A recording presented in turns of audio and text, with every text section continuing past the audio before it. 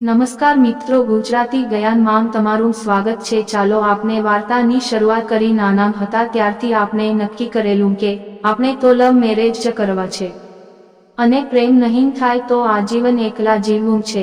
પણ સાંજને ટાણે કોઈ ગાયને ખૂંટે બાંધી દેવાય એમ નહીં ગમતા કે ઓળખાણ વિનાના પાત્ર સાથે બંધાઈ જવું નથી। જો કે નાની હતી ત્યારે આ સમજણ ન હતી, પરંતુ જેમ જેમ વાંચતી ગઈ અને ફિલ્મો જોતી ગઈ એમ આ બાબતે હું સ્પષ્ટ થતી ગઈ કે દેશમાં કરોડો લોકો એરેન્જ મેરેજ કરીને સુખી થયા હોવા છતાં મારે એરેન્જ મેરેજ નથી કરવા। કારણ કે મારે તો પ્રેમ કરવો હતો, કોઈને ભરપૂર ચાહવું હતું અને એને પૂરો જાણીને એની સાથે લગ્ન કરવા હતા। લગ્ન બાદનો પ્રેમ મને હંમેશા પરાણે કે નછૂટકે કરાયેલો પ્રેમ લાગ્યો છે અને એના વિશે જ્યારે વિચારું છું ત્યારે જ મને ગુંગળામણ થઈ આવે છે। તો અનુભવવાની તો વાત જ દૂરની। જો કે એનો અર્થ એ પણ નહીં કે પ્રેમ કરવાની ઈચ્છા હતી એટલે કોઈ પાત્ર શોધવા માટે આમ તેમ વલખા મારવા કે રસ્તે જે રૂપાળું જડે એની સાથે પ્રેમ કરી નાખવો।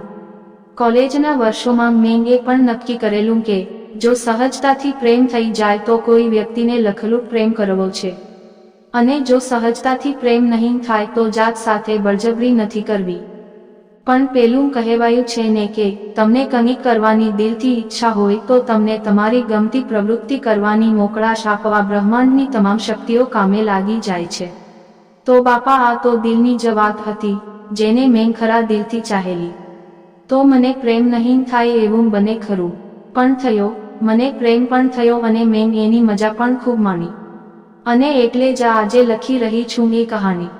જો કે મને પ્રેમ કરવાની ખેવના હતી, છતાં પ્રેમની શરૂઆત મેં નહીં કરેલી એ પણ એક મોટું આશ્ચર્ય છે। જેની સાથે પ્રેમ થયો એ વ્યક્તિ દિવસો સુધી દીઠી નહોતી ગમતી, તો એની સાથે પ્રેમ તો ક્યાં કરવા જવાના।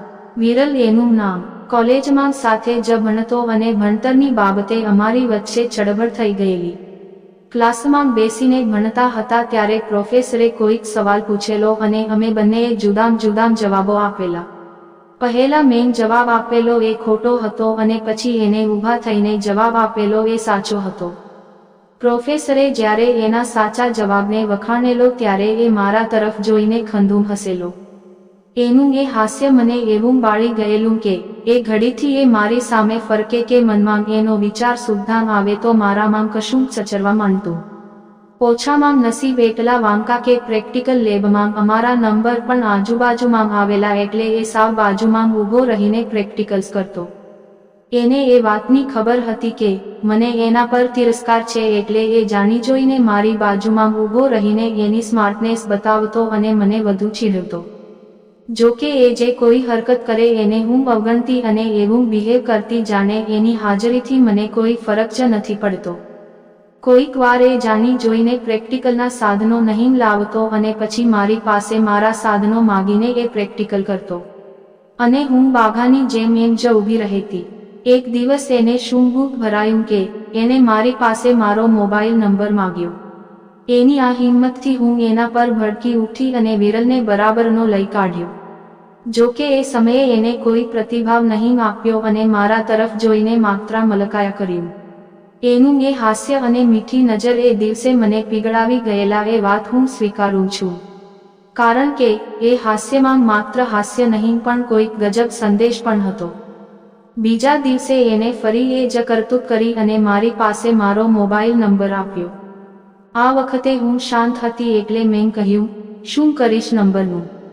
સોરી કહેવું છે। એને કહ્યું, તો એના માટે નંબરની શું જરૂર? એમ જ કહી દે। ના, મારે તો ફોન પર જ મેસેજમાં સોરી કહેવું છે। મારે એની સાથે બહુ મગજમારી નહોતી કરવી અને આખરે એ સારા ઘરનો હોશિયાર છોકરો પણ હતો એટલે નંબર લઈને એ એનો દુરુપયોગ કરે એમાંનો ન હતો। મેં એને મારો નંબર આપ્યો। એને કહ્યું, ક્યારે મેસેજ કરું? મેં કહ્યું, હમણાં જ કર અને વાત પતાવ। મારે વાત પતાવવી નથી। એને કહ્યું, તો હવે તો વાત શરૂ કરવી છે અને એ પણ કંઈક નવી નક્કોર વાત। એ કંઈક ગેબી હસ્યો, પણ કોણ જાણે કેમ એનું એ હાસ્ય અને એની વાત મને ખૂબ ગમી ગયા। મને જાણે એનામાં વિશ્વાસ બેસી ગયો અને કોણ જાણે કેમ મારાથી પણ એ સમયે મલકી પડાયું। એ દિવસે અમે ત્યાંથી છૂટાં પડ્યા પછી થોડા સમયના અંતરે મારી નજર મારા મોબાઈલ પર જતી. સ્ક્રીન પર મેસેજ બ્લિંક થયો છે કે નહીં એ જોતી રહેતી અને ક્યારેક એ મારી સામેથી પસાર થઈ જાય તો હું શરમાઈ જતી. લાઈફમાં અમુક બાબતે હું અત્યંત ચપળ એટલે મારી એ હલચલ જોઈને હું એ સમયે જ પામી ગયેલી કે મને વિરલનું આકર્ષણ થવા માંડ્યું છે અને હું બીજા કોઈના નહીં પરંતુ એના જ મેસેજની રાહ જોઈ રહી છું. આખરે એ રાત્રે એનો મેસેજ આવ્યો જેમાં એને સોરી નહોતું કહ્યું પણ મને પ્રપોઝ કર્યું હતું અને સાથે જ એને એ પણ લખ્યું હતું કે એને મારા પ્રત્યે કેમ આકર્ષણ છે કે એ મને એ કેમ આટલું બધું ચાહે છે. એના એ લાંબા મેસેજથી હું અત્યંત ગળગળી થઈ ગઈ અને મને વિરલ પ્રત્યે જે આકર્ષણ હતું એ આકર્ષણ એ પળથી જ પ્રેમમાં પરિવર્તિત થઈ ગયું અને આખરે હું પ્રેમમાં પડી ગઈ. ત્યાર પછી તો અમે એકબીજાને ખૂબ પ્રેમ કર્યો અને બને એટલો સમય સાથે રહ્યા. કોલેજમાં તો અમે સાથે હોઈએ જ પરંતુ કોલેજ સિવાય પણ અમે શોપિંગ કે ફિલ્મો માટે સાથે જતા. અમને બીજાઓનો બહુ ડર નહોતો એટલે અમે જે કરતા એ ખુલ્લેઆમ જ કરતા અને અમારા ઘરના સભ્યોને પણ અમે એ વિશેની શરૂઆતમાં જ જાણ કરી દીધેલી જેથી અમારા પ્રેમમાં કોઈ અડચણ નહીં આવે. હવે તમને એ ગુડ ન્યૂઝ પણ આપી દઉં કે આ વર્ષે જ મે મહિનામાં અમે લગ્નગ્રંથિથી બંધાવાના છીએ અને અમારા પ્રેમને લગ્નનું રૂપ આપીને બેમાંથી એક થવાના છીએ. તમારા આશીર્વાદ અને શુભેચ્છાઓની અમને ખૂબ જરૂર છે તો અમને શુભેચ્છા આપશો ને. આવી જ વાર્તા સાંભળવા માટે ચેનલને સબસ્ક્રાઇબ અને વિડીયોને લાઇક કરજો મિત્રો. ધન્યવાદ.